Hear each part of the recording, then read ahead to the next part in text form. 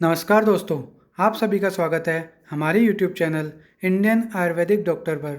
दोस्तों, मैं तरुण स्वर्णकार आपके लिए चरक उत्तरार्ध के लेक्चर्स की एक सीरीज़ लेके आया हूं, जिसमें आज की वीडियो में हम बात करेंगे चरक चिकित्सा स्थान अध्याय 11 उरहक क्षत के बारे में।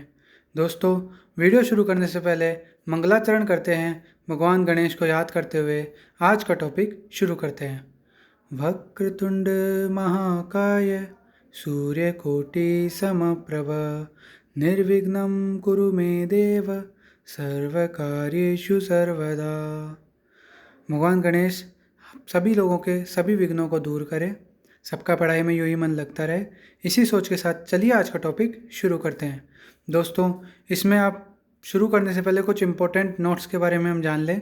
तो इसमें जैसे कुछ सिमिलर लाइंस आती है चरक संहिता में, सिमिलर टाइप के लक्षण वगैरह, तो वो देखते हैं हम सबसे पहले। दुष्टः श्यावः सुदुर्गंधः पीतो विग्रहितो बहु, ये छत्छीण का निदान है। ठीक है। इसके अलावा ऐसा ही कुछ आता है शयज कास के लक्षण में, दुर्गंधः हरितम रक्तम स्थिवेत पूयोपमम कफम। ठीक है, ये शयज कास का लक्षण है। फिर आता है क्रमाद वीर्यम बलम वर्णो रुचिर अग्निश्च हीयते, ये छत्छीण का एक निदान है। ठीक है, ये दोनों एक जैसे से थे। अब यहाँ पे क्रमाद वीर्यम रुचिर पक्ता बलम वर्णश्च हीयते, ये शयजकास का निदान है। तो छत्छीण निदान और शयजकास के निदान में ये दो समानताएं की तरह ही है। ठीक है, यहाँ पे भी दुर्गंध आ रहा है, यहाँ पे भी दुर्गंध आ रहा है। ठीक है, यहाँ पे फिर क्या बोलते हैं, रक्त विग्रथित, तो यहाँ पे रक्त है, तो यहाँ पे स्टीवेत पूयोपम है। ऐसे ही क्रमाद वीर्यम एक जैसी सी शुरुआत है। ठीक है, यहाँ पे रुचि है, यहाँ पे भी रुचिर है। ठीक है, ये सब कॉमन चीज़ें हैं, इसलिए ये याद रखने लायक है पीजी के हिसाब से। फिर वापस हम सिमिलर लाइंस आती है जहाँ पे सिर्फ एक चीज़ का फ़र्क है। उरेक्षत पूर्व रूप और वात व्याधि पूर्व रूप में सिर्फ एक वर्ड का फर्क है चरक संहिता में। ठीक है, अव्यक्त लक्षणम तस्य पूर्व रूपम इति स्मृतम, यह है उरक्षत का पूर्व रूप। ठीक है, ऐसे ही अव्यक्त लक्षणम तेषाम पूर्व रूपम इति स्मृतम, तेषाम आ गया तो ये वात व्याधि का पूर्व रूप है। तो ये चीज़ आप याद रखिएगा। फिर छत्छीण की मुख्य औषधि क्या है, लाक्षा। ठीक है, ये चीज़ बहुत इंपॉर्टेंट है, याद रखना। आजादूध रक्त पित्त संग्राही स्तन्य सात में। ठीक है, मतलब ये है रक्त पित्त दूर करने वाला, और संग्राही होता है, स्तन्य होता है स्तन्य को बढ़ाने वाला, और साथ में होता है बकरी का दूध। ठीक है, अब छत्छीण में अपन कौन से की टॉपिक पढ़ेंगे उनके बारे में हम जान लेते हैं कि इसमें की टॉपिक जो हम पढ़ने वाले हैं वो है उरहक क्षत का निदान, छत्छीण का निदान, उरहक क्षत के पूर्व रूप, उरहक क्षत के लक्षण, साध्य साध्यता, उरहक क्षत की चिकित्सा, विभिन्न योग, छत्छीण में संतर्पण और छत्छीण में अनुबंध रोग। ठीक है, इन सब के बारे में हम पढ़ेंगे। जहाँ तक है आज हम साध्य साध्य तक कंप्लीट करेंगे। ठीक है, फिर उसके बाद अगले वीडियो में हम उरहक क्षत की चिकित्सा के बारे में पढ़ेंगे जहाँ तक है। बाकी कोशिश करूँगा आज के वीडियो में कंप्लीट हो जाए सब चीज़ें। ठीक है, तो शुरुआत करते हैं अब। अर्थात छत्छीण चिकित्सितम व्याख्यास्यामः इति है स्मः भगवान आत्रेय। अब छत्छीण चिकित्सा अध्याय की व्याख्या की जाएगी। ठीक है, तो यही यहाँ पे शुरुआत करते हैं हम। पहले आता है उदार कीर्ति ब्रह्मर्षि, ये किसके लिए आया है, तो उदार कीर्ति ब्रह्मर्षि आत्रेय, पुनर्वसु आत्रेय के लिए आया है। ठीक है, यहाँ पे चिकित्सा का उल्लेख किया जाएगा छत्छीण की, ऐसा कहा गया है। ठीक है, अब दूसरी चीज़ इसमें है उरहक क्षत के निदान। तो निदान के लिए क्या लिख रखा है कि सबसे पहले जो इम्पोर्टेंट लाइन से अपन देख लेते हैं।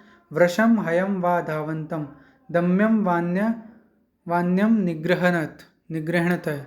ठीक है, महानदीम व तरतो हयैर व सह धावत है। ठीक है, सहसोत्पततो दूरम तूणम चाति प्रनृत्यत है। ठीक है, विक्षते वक्षंसी व्याधिर बलवान समुदीर्यते, ये सब इसके मतलब निदानों में ही आते हैं। ठीक है, इसमें इसके निदान है साहसिक कार्य जनरली। ठीक है, देखो, जो व्यक्ति अपनी शक्ति से अधिक बल लगाकर धनुष की डोरी को अत्यंत या बार बार चढ़ाता रहता है, ठीक है, शक्ति से अधिक भार ढोता है, विषम या उच्च स्थल से गिरा हुआ होता है, ठीक है, बलशाली पुरुष के साथ अपने से ज़्यादा बलशाली पुरुष से युद्ध करता है, दौड़ते हुए बैल घोड़े और अन्य दमन योग्य का दमन करता हो, मतलब अन्य जो ऐसे घोड़ा बैल है उनसे युद्ध करते हैं जो उनको रोकते हैं ज़बरदस्ती। ठीक है, तो वही है, पकड़ता हो रोकता हो। पत्थर काट पत्थर के टुकड़ों को खूब जोर लगाकर फेंकता हो, ठीक है, दूसरों को उससे मारता हो, या अत्यंत उच्च स्थान पर या दूर तक शीघ्रगामी सवारी के साथ दौड़ता हो, या फिर महानदी यानी जो चौड़ी नदी है, बड़ी नदी है, उसमें तैरता हो, ठीक है, ज़्यादा तैरता हो, या फिर घोड़े के साथ दौड़ता हो, या फिर सहसा दूर या ऊंचे स्थान से गिरा हो, या अधिक वेग से या अधिक नाचता हो, ठीक है, वेग से या अधिक नाचता हो, या अन्य क्रूर कर्म से अधिक आहत हो, ठीक है, जैसे उस पर किसी ने अटैक किया हो, वो सब चीज़ें। तो जनरली जो साहसिक कार्य हैं उनसे क्या होता है, उसका वक्ष जो है, वक्ष प्रदेश फेफड़ा है, वो फट जाता है। इससे जो है उरय क्षत की उत्पत्ति होती है, ठीक है। आपको निदान ढंग से समझ में आ गया कि उसने साहसपूर्वक काम किए, जैसे अपने से अधिक वजन को उठाया, ठीक है, उसकी जो लिमिट थी काम करने की उससे अधिक काम किए सारे, घोड़े बैल आदि को ज़बरदस्ती रोकना, ठीक है, या फिर कोई भी भारी भारी पत्थर वगैरह हैं उनको अपनी क्षमता से अधिक तेज़ी से बार बार फेंकना, ठीक है, जो धनुष की जो डोरी चढ़ाते हैं, प्रत्यंचा चढ़ाते हैं, वो काम वो बार बार करता है, ठीक है। इसके अलावा जो बड़ी और चौड़ी नदी है जिसको वो पार करने की कोशिश करता है बार बार, तो इस तरह से क्या होता है कि उसके जो उरह प्रदेश है, फेफड़े जो हैं वो क्षत हो जाते हैं, फट जाते हैं, और उसको उरैक्षत नामक रोग हो जाता है, ठीक है। अब आता है छतछीण। छतछीण में क्या है, स्त्रीषु चाति प्रसक्त है स्व रुक्षाल्प प्रमिताशिन है, ठीक है। इसके अलावा ये मैं आपको पहले ही बता चुका, क्रमाद वीरम बलम वर्णो रुचिर अग्निश्च हीयते। इसके अलावा दुष्ट श्राव स दुर्गंध पीतो विग्रथितो बहु, या शुक्र ओजसो शयात, ठीक है। शुक्र ओजसो शयात का है मृतिका भक्षण जिनने पांडु में भी वर्णित है, ठीक है। तो यहाँ पर निदान क्या है, यहाँ पर निदान है कि जो अधिक मैथुन में आसक्त रहता है, जो अत्यंत रूक्ष अन्न करता है या अल्पन्न सेवन करता है, ठीक है, अत्यंत रूक्ष अल्प या प्रमित आहार का सेवन करता है, वह मैथुन में अधिक रूप में आसक्त रहता है, तो उसके वक्षस्थल में पीड़ा होती है और उसका वक्षस्थल फट जाता है या टूटने समान वेदना होती है। इसके बाद दोनों पार्श्वों में पीड़ा होने लगती है, अंग सूखने लगता है, शरीर में कंप होता है और क्रम से वीर्य बल वर्ण रुचि जाठराग्नि क्षीण हो जाती है। इसके बाद जाठराग्नि के क्षीण होने से ज्वर, शरीर में व्यथा, मन में दीनता और अतिसार हो जाता है। ऐसी दशा में जब रोगी खांसता है तो दूषित काले वर्ण का दुर्गंध युक्त पीला गांठदार इस तरह का जो है रक्त निकलता है, ठीक है, कफ के साथ, मतलब रक्त स्ठीवन करता है विद कफ, ऐसे इसके लक्षण दिखाई देने लगते हैं, ठीक है। फुफ्फुस के क्षत होने से वह रोगी अत्यंत क्षीण हो जाता है, ठीक है। क्षीणता का भी आपको लक्षण समझ में आ गया, क्यों होगा क्षीण, कि फुफ्फुस के अत्यधिक क्षत हो जाने से, ठीक है। तो मतलब आपको यहाँ पे एक चीज़ समझ में आ गई कि जो छतछीण है वो एक तरह से निदान के आधार पर दो प्रकार का यहाँ पे बता दिया इन्होंने, उरेक्षत और छतछीण, ठीक है। उरेक्षत में क्या है, अपन ने पढ़ा कि व्यायाम आदि कर्म उसने ज़्यादा किए, ठीक है। इससे क्या है, मतलब व्यायाम आदि या शक्ति से अधिक कार्य के, इससे तत्काल फेफड़ों में क्षत उत्पन्न हुआ। तत्काल फेफड़ों में क्षत उत्पन्न हुआ तो रक्त अधिक गिर जाने से उसका शरीर क्षीण हो गया और अंततोगत्वा जो है वो क्षय या राज्यक्षमा को प्राप्त हो जाता है, ठीक है। जो अनुबंध रोग हम पढ़ेंगे आगे इसमें, वो यही है कि अगर छतछीण ज़्यादा लंबे टाइम तक रह जाता है तो वो क्षय या राज्यक्षमा रोग में परिवर्तित हो जाता है। अब हम बात करते हैं छतछीण की। तो छतछीण, ये तो हमने पहला पॉइंट बात कर लिया था उरेक्षत का। अब छतछीण की हम बात करें तो उसमें क्या था, उत्तम भोजन नहीं मिलने से। उत्तम भोजन का मतलब क्या है, या तो उत्तम भोजन नहीं मिलने का मतलब क्या है, या तो अधिक रूक्ष अन्न कर रहा था, अल्पन्न कर रहा था, प्रमिताशन कर रहा था, ठीक है। उत्तम अन्न न मिलने पर भी मैथुन में अधिक प्रवृत्त जब व्यक्ति रहता है तो उसके वक्षस्थल में वेदना होती है, फेफड़ों में क्षत होता है, ठीक है, पार्श्व में पीड़ा, अंगों में शोष और कफ आदि लक्षण दिखाई देते हैं, ठीक है। फिर क्या होता है, क्रम से वीर्य बल वर्ण रुचि और जाठराग्नि की हानि होती है। इससे शुक्र और ओज का क्षय होता है और व्यक्ति अंततोगत्वा यक्षमा से पीड़ित हो जाता है। दोनों के निदान आपको अच्छे से समझ में आ गए होंगे, ठीक है। होती एक ही बीमारी है उरेक्षत छतछीण, लेकिन उसके निदान के बेस पे वो दो तरह की है। देख लो, उरेक्षत के यहाँ पे दो कारण बतलाए गए हैं। पहला, व्यायाम आदि कार्य शक्ति से अधिक करना। दूसरा, उत्तम भोजन न मिलने पर भी मैथुन की अधिक प्रवृत्ति, ठीक है। तो ये चीज़ आपको मैं समझाना चाह रहा था, जो आप शायद समझ गए होंगे। अब पूर्व रूप की बात करें तो अव्यक्त लक्षणम तस्य पूर्व रूपम इति स्मृतम, तेषाम अगर आ जाएगा तो वात्रक्त का पूर्व रूप होगा। ठीक है, समझ गए आप लोग यहाँ पे।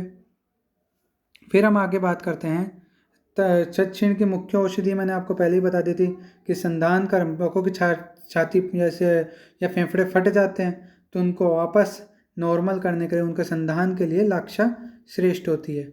ठीक है, संधान कर के लिए, तो इसलिए छीण की मुख्य औषधि लाक्षा को बताया गया है। अब उरेक्षत के लक्षणों की हम बात करें तो यहाँ पे वही है, दो निदान है, दो तरह के लक्षण दिखाई देंगे। ठीक है, तो उरेक्षत के लक्षण क्या होंगे कि उरो रुक क्षोणितश छर्दी कासो विशेषिक छते, कि अगर छते होंगे तो उसमें एक तरह से अपन ट्रिक मान लो आप, वरक, वरक से आप याद कर सकते हो, वैसे वक्ष स्थल में पीड़ा। ठीक है, दूसरा रे से रक्त वमन, यहाँ पे देख लो वक्ष स्थल में पीड़ा, रक्त का वमन। तीसरा कैसे, कैसे आप क्या बोल सकते हो, कास। ठीक है, ये तीनों हो गए अपने।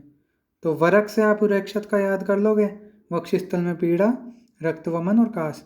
फिर आता है क्षतक्षीण। क्षतक्षीण क्या होता है, क्षीणे स रक्तम मुक्त मूत्रत्वम पार्श्व पृष्ठ कटिग्रह, यानी क्षीणे तो क्षीण हो जाता है शरीर, उसके सारी धातुएं क्षीण हो जाती हैं।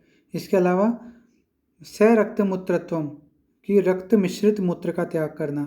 इसके अलावा पार्श्व पृष्ठ कटिग्रह, पार्श्व पृष्ठ और कटी में जकड़ाहट, ये जो लक्षण मिलते हैं क्षतक्षीण होने पर मिलते हैं। ठीक है, फिर साध्यासाध्यता की बात करें तो जो बलवान रोगी होगा, ठीक है, जिसका रोग नया होगा, नूतन रोग, इसके अलावा जाठराग्नि दीप्त होगी, ठीक है, लक्षण अल्प होंगे, ऐसा रोग साध्य होगा। यदि 1 वर्ष पुराना हो जाए तो वह साध्य होगा। ठीक है, उससे अधिक पुराना हो जाता है तो वो याप्य या असाध्य की ओर बढ़ता जाता है। ठीक है, और संपूर्ण लक्षणों से युक्त होने पर वर्जनीय, असाध्य होता है। ठीक है, अब उरेक्षत की हम चिकित्सा के बारे में बात करते हैं। तो यहाँ पे क्या क्या बता रखा है कि, और माफ कीजिएगा, उरो मत्वा क्षतम लाक्षाम पयसा मधु संयुताम। ठीक है, मतलब दुग्ध, पय मतलब दुग्ध, लाक्षा और मधु, इनको मिलाकर काम में लेते हैं तो वो एक चिकित्सा हो गई। ठीक है, जैसे वक्ष प्रदेश में क्षत हो गया हो तो ऐसा जानकर दूध व मधु में लाक्षा चूर्ण मिलाकर पीना चाहिए। ठीक है, जब औषधि पच जाए तो दूध में चीनी मिलाकर अन्न के साथ सेवन करें। ठीक है, ये अपन को पहले ही बता दी चिकित्सा। दूसरी खबर है कि पार्श्व और वस्ती प्रदेश में रुझान होने पर जो है रोगी के शरीर में पित्त व जाठराग्नि की अल्पता हो तो लाक्षा चूर्ण को मदिरा में मिलाकर पिलाना चाहिए। ठीक है, लाक्षा चूर्ण विद मदिरा कब पे देना चाहिए, जब पार्श्व व बस्ती में पीड़ा हो व रोगी के शरीर में पित्त व जाठराग्नि की अल्पता हो जाए। ठीक है, ये 2 चिकित्साएं आपको समझ में आ गई। फिर उसके बाद उन्होंने उरेक्षत में लाक्षादि क्षीर, इक्षुवालिकादि क्षीर, इनका वर्णन यहाँ पे किया है, नाम आपको याद रखने हैं। ठीक है, अब यहीं चिकित्सा के बारे में हम अगले वीडियो से बात करेंगे। आज के दिन यहीं तक पढ़ते हैं क्योंकि टाइम ज़्यादा हो गया है। तो आज हमने जो है उरेक्षत के क्या कर लिए, निदान कर लिए। ठीक है, पूर्व रूप कर लिए, लक्षण कर लिए और साध्यता कर लिए। ठीक है, अगले वीडियो में हम उसकी विभिन्न चिकित्साएं, उससे रिलेटेड विभिन्न योग, छत्छीण में संतर्पण और छत्छीण के अनुबंध रोग के बारे में हम डिटेल में बात करेंगे। ठीक है, मिलते हैं अगले वीडियो में, तब तक के लिए मस्त स्वस्थ रहें, मस्त रहें, बाय।